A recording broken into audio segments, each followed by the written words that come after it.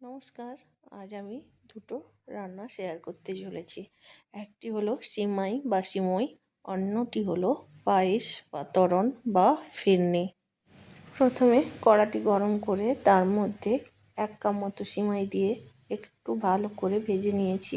তারপরে 1 চামচ ঘি দিয়ে আবারও ভেজে নিচ্ছি। একটু লাল লাল করে ভেজে নিতে হবে। তারপরে উপর থেকে আমি 2 কাপ মতো দুধ দিয়ে দিলাম। দুধটি ঘন করা ছিল। এইভাবে দুধ দেওয়ার পরে কিছুক্ষণ আঁচ কমিয়ে রেখে ফুটিয়ে নিতে হবে।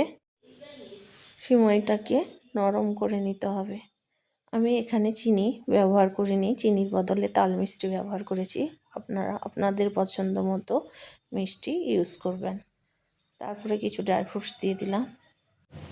এখানে আমি বলে নিই, সিমাই ঠান্ডা হয়ে গেলে বসে যায়, তাই আমি এখানে আবার 2 চামচ আমুল দুধকে গরম জলে গুলে দিয়ে দিয়েছিলাম, যাতে সিমাইটা ঠান্ডা হয়ে গেলে বসে না যায়। তারপরে কিছু এলাচকে আমি থেঁতো করে দিয়ে দিলাম। এইভাবে কিছুক্ষণ রান্না করে নিলেই রেডি হয়ে যাবে সিমাই। মাত্র 5-10 মিনিটের মধ্যেই তৈরি হয়ে গেল। এবার আমি ফিরনি রান্না করার জন্য কড়াইতে 750 ml দুধ নিয়ে ভালো করে ফুটিয়ে নিয়েছি। দুধটা এইভাবে ঘনত্ব আসা যা। তারপরে আমি এখানে 1 কাপ মতো গোবিন্দভোগ চালকে ভিজিয়ে রেখেছিলাম 2 ঘন্টার জন্য। আপনারা আপনাদের মতো করে ভিজিয়ে নেবেন, আধা ঘন্টা ভিজালেও হবে। আমি 2 ঘন্টা ভিজিয়ে রেখেছিলাম, তাই প্রসেসটা খুব তাড়াতাড়ি হয়ে গেছে। চালটি মিহি পেস্ট করা যাবে না, সুজির মতো করে দেখতে হবে, এমন দানা দানা পেস্ট করে নিতে হবে। চালটি দেওয়ার পরে এইভাবে সমানে নাড়িয়ে নিতে হবে, না হলে নিচে লেগে যাওয়ার সম্ভাবনা থাকে।